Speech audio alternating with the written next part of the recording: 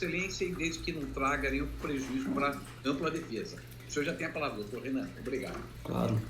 Boa tarde, eminente ministro, desembargador relator Moreira da Silva, senhor doutor revisor Marcelo Gordo e terceiro desembargador Cardoso Perpétuo.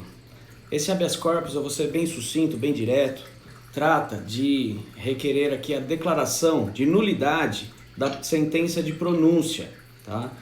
Na verdade, esse tribunal, essa primeira fase que nós fizemos, a gente pleiteou pela pronúncia ao final do processo, em alegações finais, porque ficou claro o indício de autoria e a prova da materialidade. Não havia como contestar isso, né? Trata-se de um réu que foi encontrado ao lado do corpo da sua antiga companheira e a alegação da defesa é pela tese de suicídio. Portanto, indício de autoria e prova de materialidade eram incontroversos. Portanto, a defesa pleiteou para que fosse assim pronunciado.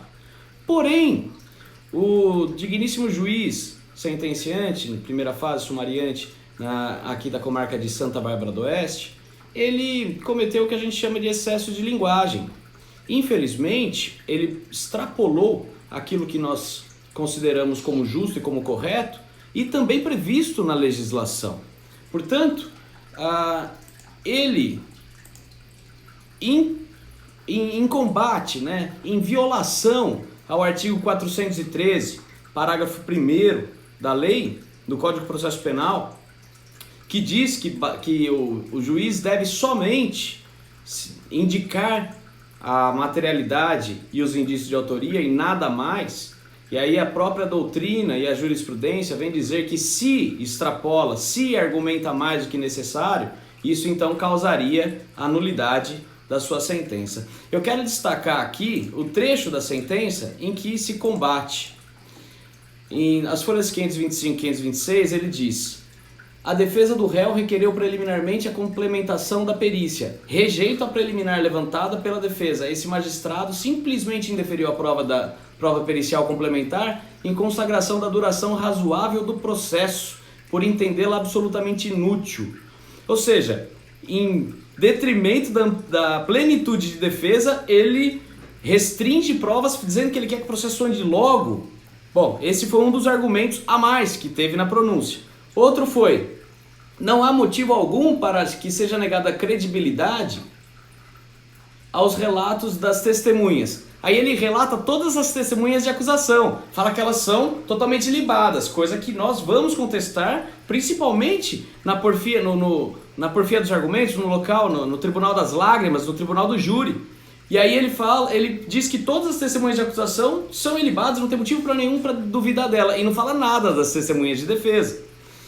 E fala aqui, tudo para infirmar a tese de suicídio. Por que ele, juiz sentenciante, juiz da primeira fase, está falando se a tese da defesa é ou não é plausível? Ele deve somente falar se houve indício de autoria e a prova da materialidade. É por isso que o artigo é tão direto, que só cabe a argumentação quanto a isso. O juiz aqui se apaixonou pelo caso, algo mais aconteceu, que ele quis ser muito efusivo, muito eloquente, em vilipêndio da teoria do juiz sóbrio. O juiz deveria ter se atido tão somente a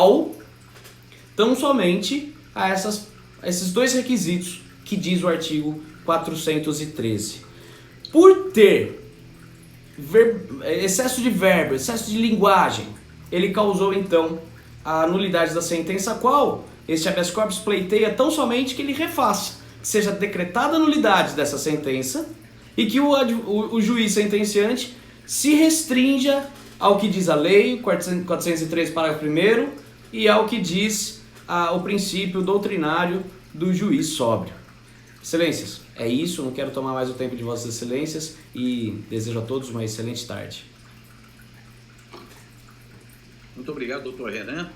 Eu passo a palavra, então, ao eminente procurador de justiça, doutor Rui Viana.